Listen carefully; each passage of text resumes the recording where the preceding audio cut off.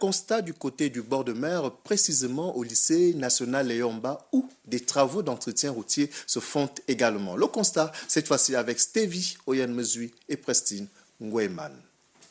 Nous les avons trouvés plongés dans leur travail.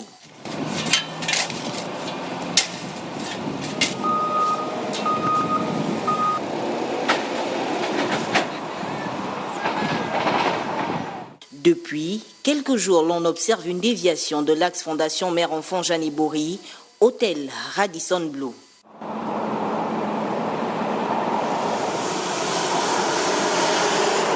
À l'origine de cette intervention, une buse métallique défectueuse qui s'est effondrée sur le terre-plein central. Ce qu'on a prévu de faire, c'est d'enlever cette buse métallique défectueuse et de la remplacer par un ouvrage en béton armé d'une section équivalente. Donc nous avons entamé les travaux par l'identification des réseaux concessionnaires pour leur remise en sécurité et par la mise en place d'un plan de gestion de la circulation pour le maintien de la circulation dans les deux sens. En ce qui concerne les caractéristiques du béton, le directeur technique a rassuré sur la fiabilité des matériaux utilisés.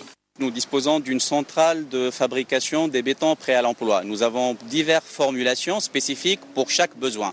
Notamment ici, on a utilisé un béton de propreté qui va isoler l'ouvrage et le protéger pour garantir une petite stabilité au fond.